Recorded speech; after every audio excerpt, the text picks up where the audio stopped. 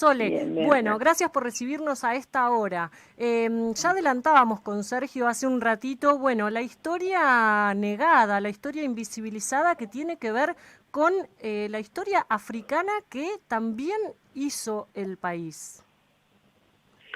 Sí, la verdad que sí, la historia de Capilla tiene mucho que ver con eso, precisamente. La capilla, contanos, ¿cómo surge? ¿Era un lugar de reunión de africanos viviendo ahí en Chascomús que no empezó con motivos religiosos? No, no, no, por supuesto que no. En realidad, en Chascomús es una ciudad que tiene mucho campo, que tiene mucha hacienda, y era normal para esa época que los hacendados fueran al puerto de Buenos Aires a comprar negros para mano de obra, tanto en el trabajo del campo como en las casas que tenían en la ciudad, ¿no? En el pueblo, básicamente. Por eso hay tanta cantidad de negros. La mayoría de ellos todos esclavos eran, ¿no?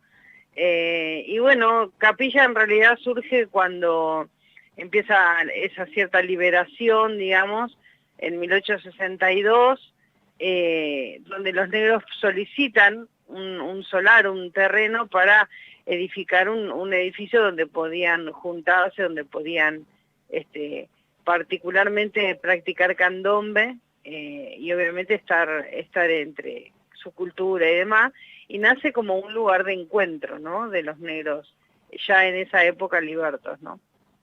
Ajá. Claro, ya liberados, ya no eran esclavos. No, primero en nuestro país en 1813 se da la libertad de vientre, que nada, o sea, toda mujer esclava negra que tuviera un hijo, su hijo nacía en libertad, pero no quedaban libres, digamos, los padres o los demás negros.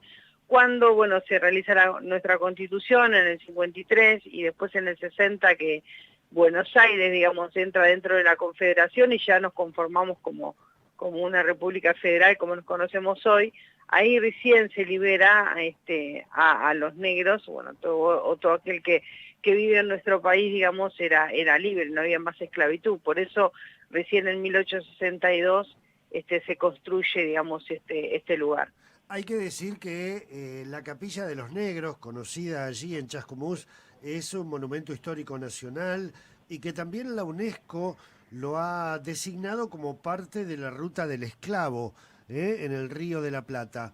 Esclavos que venían básicamente, Soledad, me parece, desde Cabo Verde, aunque era gente de distintos lugares de África. Sí, muchos nos dicen caboverdianos, pero en realidad no, Cabo Verde es un islote que está frente a Senegal y allí se encontraba el puerto de Claro. donde salían los barcos negreros, que era todo un comercio obviamente de la venta de esclavos, desde allí salían hacia los distintos lugares de América, pero en realidad no es que los negros que salían de ese lugar eran de Cabo Verde, Claro. ¿sí? Porque los cazaban, los traían desde distintos lugares de África. Por eso el término de afrodescendiente, uno no sabe de qué lugar específico de África, digamos, desciende, sino que el término de afrodescendiente es precisamente eso, ser descendiente de alguna persona negra que fue traída para ser esclavo en América.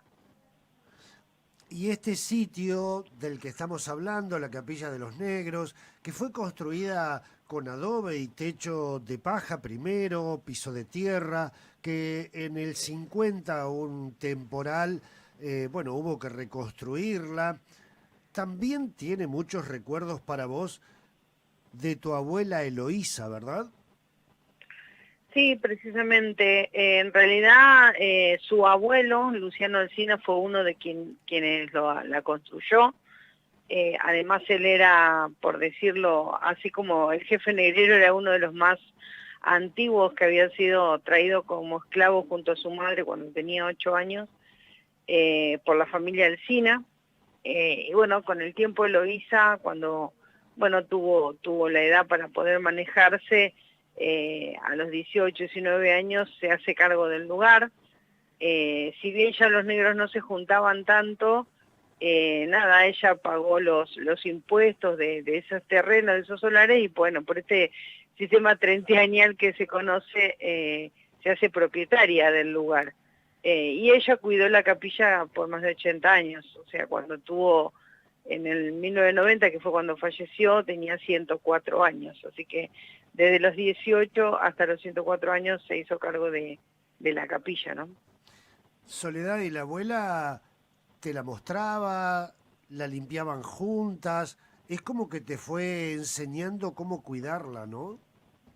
Sí, precisamente, esa era su manera, porque no, para afuera Eloísa era muy dada, muy exteriorizaba mucho, contaba la historia de sus antepasados y demás, pero para adentro todo lo hacía con el ejemplo.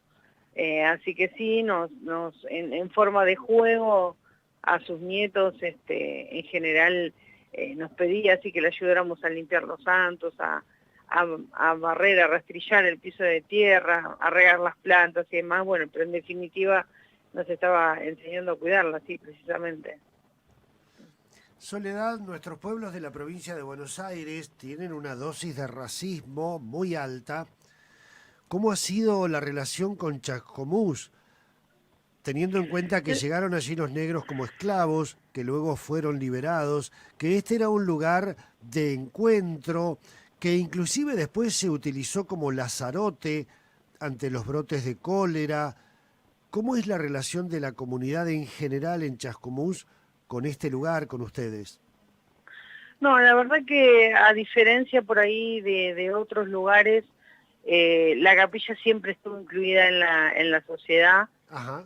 Siempre que se necesitó, de hecho cuando hubo que reconstruirla, toda la sociedad colaboró. Discriminación en día hoy hay de todo tipo, no tiene nada que ver solamente con el color de la piel, hay otro tipo de discriminaciones por ahí, pero la verdad que la comunidad siempre la ha acompañado a la capilla como nosotros. La verdad que siempre fuimos parte de esta sociedad, siempre se nos reconoció. De hecho, cuando uno habla de Chascomús, sabe que la capilla se encuentra ahí, sabe quién es Eloísa, saben quién son los tambores de la capilla, sabe perfectamente las actividades que se realizan ahí. Tanto mis padres como mis tíos siempre estuvieron incluidos en la sociedad, y Eloísa era una persona muy querida.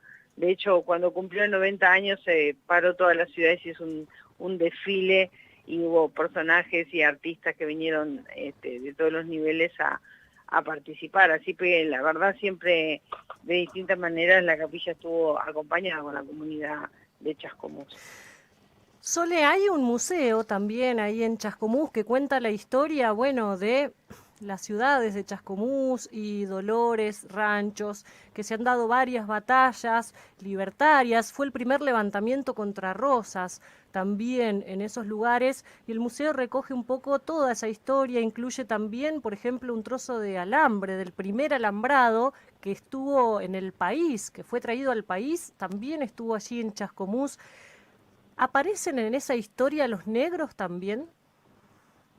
No, la verdad que no. El museo que hablas es el Museo Pampeano, Así es. Que fue construido precisamente por todos los regalos, digamos, que hizo las distintas familias de la zona y demás. Así fue como se reconstruyó. También tiene que ver un poco con nosotros, con la historia de la Capilla de los Negros, de no querer estar en el museo. Tiene que ver un poco con eso. Bien. Nosotros digamos, los negros fueron siempre muy bien acogidos, muy bien atendidos. Siempre el general Rosas fue muy importante para la negritud. De hecho, él fue criado por una negra de leche, como se decía, y dentro de esa batalla precisamente de Chascomús, que fue esa revolución, que fue más una revolución política, ¿no? Chascomús siempre fue un baluarte unitario contra el federalismo de Juan Manuel. Tuvo que ver con esa cuestión económica, con esa cuestión política, y precisamente los primeros perdonados en esa batalla, entendiendo que habían sido forzados por sus amos, fueron los negros y el gaucho, el criollo, ¿no? Que trabajaba en las estancias. Ajá. ¿Y qué queda hoy en día, además de la Capilla de los Negros, que adquirió el nombre de capilla, aunque no comenzó siendo una capilla, digo, porque ahora tiene también una interferencia católica, cristiana, digo, se acerca gente que no es solamente de la comunidad afrodescendiente a visitar la capilla, digo, también tiene una injerencia católica, hay estampas de muchos santos, de muchas estatuillas también, digo, empezó a generarse como una identidad variada dentro de la Capilla de los Negros, ahí para la comunidad de Chascomús. Además de la capilla, ¿qué otras marcas de la identidad negra hay en Chascomús y los alrededores? Mira, en la zona de Chascomús el candombe es muy importante, es una de las marcas más importantes que tiene la ciudad, pero en cuanto a vestigios, digamos, de que el negro existió como esclavo como tal, solamente en Chascomús, solamente la Capilla de los Negros. Eso es lo que la ha incluido en la ruta del esclavo dentro del país. Hay solamente 4 sitios de memoria dentro de la UNESCO y que tienen que ver con la capilla precisamente por eso. A ver, la historia de la capilla, como el nombre de como tal, se lo dio la gente, ¿sí? A ver, mi abuela a partir del 50, después de esa voladura de techo y demás, de la capilla comenzó a abrirla para que toda la gente pudiera conocer el lugar. Ella ya tenía sus santos, sus propios santos, si bien ella era nacida en Chascomús, era católica, nació en Libertad, sus santos tenían que ver también con la comunidad negra, ¿sí? San Benito, San Martín de Porres, Santo Tomás, todos santos negros a pesar de ser católicos. Ella lo que hizo fue seguir con este legado de su abuelo, de que este lugar fue creado para tener libertad, por lo tal, la gente que la visitaba, que empezó a conocerla, traía recuerdos, traía estampitas, traía cuadros, traía poemas, traía fotos, no solamente cuestiones religiosas, pero las cuestiones religiosas que traían eran de distintas religiones, ¿sí?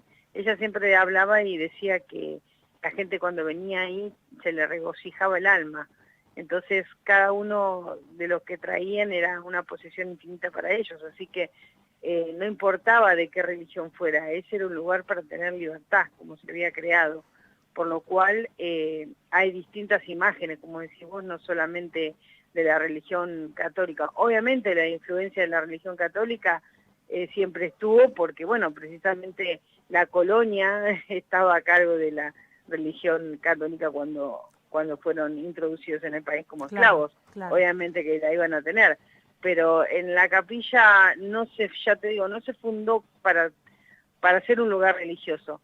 La gente lo convirtió en eso. De hecho, todas esas imágenes que vos decís que tiene la capilla en las paredes, la trajo la gente, no es de nosotros. Claro. Entonces ahí es cuando se convierte en el nombre, la gente se apropia de ese lugar y lo considera un lugar propio y le pone Capilla de los Negros, pero no fue precisamente para eso que se creó.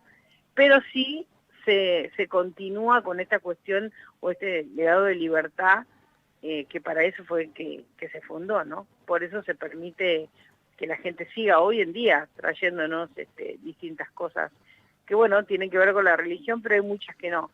Hay muchas que están sobre las paredes que tienen que ver con cuadros, con pinturas, con fotos, con partituras de canciones y con un montón de otras cosas.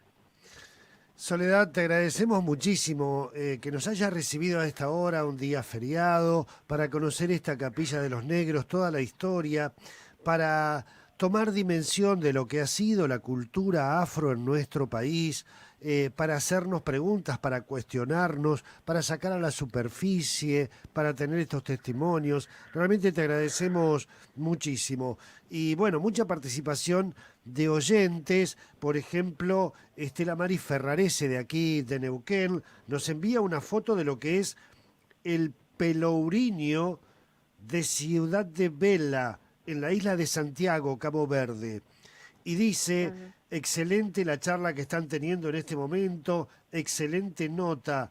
Dice, en ese palo de esa plaza se exhibían los esclavos antes de subirlos a los barcos.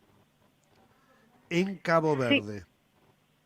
Sí, siempre era ese, digamos, como el ritual. Y una vez que llegaban a Buenos Aires, en el puerto también se lo subía a un tablado para que el hacendado pudiera elegir según el físico, si tenía todos los dientes, si tenía piojos, cómo estaba físicamente para ver cuál compraba para que le serviera, digamos, en la tarea con el fin que lo había ido a comprar. Era un habitual dentro de lo que era el mercado de la venta de esclavos. Soledad, bueno, tenemos muchos mensajes, te digo, de buena parte de la Patagonia, desde Río Grande, desde Ushuaia, en Río Gallegos, en Comodoro Rivadavia, en Esquel, en Puerto Madryn, también en la provincia de Buenos Aires, en Torkins. Realmente, bueno, muchos mensajes que los vamos a compartir después.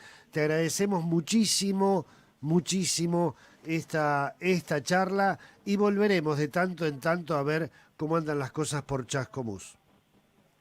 Bueno, les agradezco mucho a ustedes porque, bueno, para nosotros dentro del trabajo que realizamos en Capilla hoy es precisamente seguir difundiéndola, seguir visibilizando toda esta cuestión de la negritud, de la esclavitud que tuvo nuestro país y que siempre aclarando que los negros que están en Chascomús no fueron inmigrantes que decidieron venir para tener una vida mejor en otro país, fueron sustraídos de África para ser esclavos. Esa es la diferencia por ahí que nosotros siempre remarcamos y que, bueno, precisamente muchos de ellos fueron partícipes en guerras y en la cultura y en las formas que hoy tiene nuestro país, que eso es una de las cosas muy importantes.